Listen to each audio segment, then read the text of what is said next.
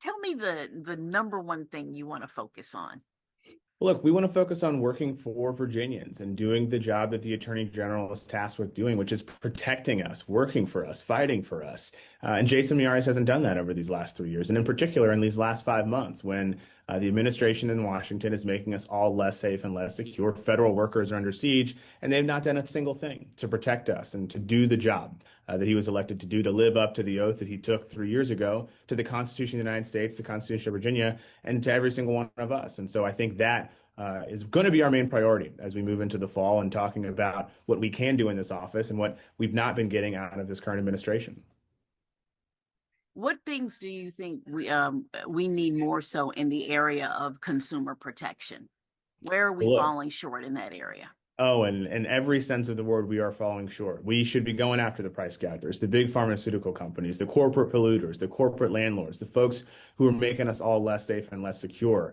My work in the as an assistant attorney general was focused on consumer protection. I know that that's where I have made my professional life, and so I'm excited to build out and beef up the consumer protection unit in the AG's office so that we're fighting for Virginians and protecting their interests, and not just laying down and not working for just a select few, but working for everybody.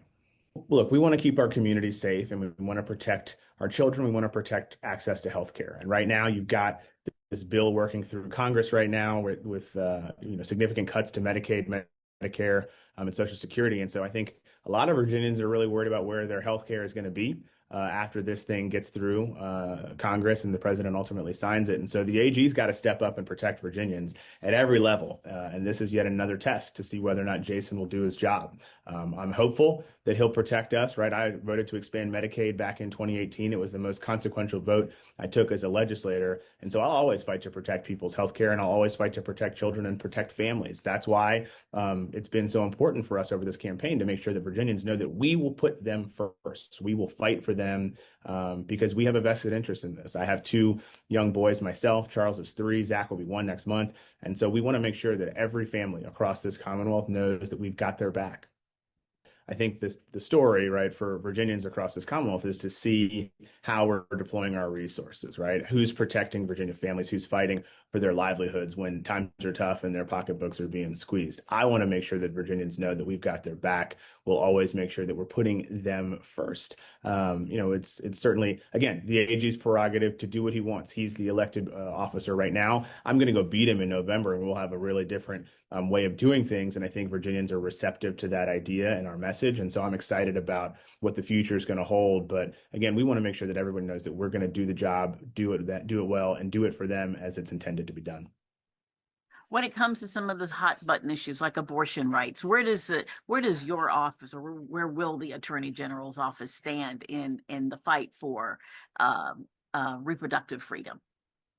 Well, look, I've always supported a woman's right to choose. I'm actually a board member of Planned Parenthood here in Virginia myself. So certainly something that I've been invested in for quite some time. We do have this constitutional amendment working its way through the General Assembly. I'm hopeful that we will keep our majority in the House of Delegates come November so that we can pass this in January and put it to the voters next November to enshrine a woman's right to choose here in the Constitution of Virginia. I think that's a tremendous step forward for our Commonwealth, and I look forward to defending that law in court as your next Attorney General and making sure that we protect women's health care and their rights and their freedoms across Virginia. And, this is, again, certainly something that's going to be very poignant for people on the ballot this year. And I think the Democratic ticket, Abigail Spanberger, Ghazala Hashmi, myself, and those candidates for the House of Delegates will sort of highlight and emphasize the importance of why these elections are critical for the future of abortion rights here in this Commonwealth. And the executive orders that you think that the attorney should have signed on with some of the other AGs to fight, what are some of the executive orders that you feel are most unfair that you would wish that you would sign on to in a particular lawsuit to fight? Well, we always want to protect our federal workers, right? There are so many people across Virginia who have been laid off, who are being squeezed right now. We want to make sure that they know that we've got their back. And then the federal funding issue as well. So many of those funds flow down into our communities. And so to lose those things would be devastating for so many localities across this Commonwealth. The AG is supposed to fight for people. You're supposed to be working on behalf of Virginians. You don't take orders from the president. And time again, Jason has demonstrated that if Donald Trump says something, he will do it. He will not think twice about it. And that's to our detriment. We deserve better. We can do better. And we're offering better. And so I'm excited to go into the fall and let everybody know about the differences between the two of us and how we will fight for them and fight for their interests and protect them day in and day out. Okay, and final question on crime. Obviously, that's a big area in the AG's office. There's Operation Ceasefire. I know the governor and Miaris feel like that has been a big success. Is that something, do you agree with that, or how will you build on that or do something differently when it comes to fighting crime? Well, look, like I told you earlier, I've got two little boys, so I have every vested interest in safe communities, just like everybody else across this Commonwealth. When I was an assistant attorney general, we sued Polymer 80, the largest ghost gun manufacturer in the country, and brought them to their knees and put them out of business. And so I'm really proud of the work that we've done to protect communities here in Virginia.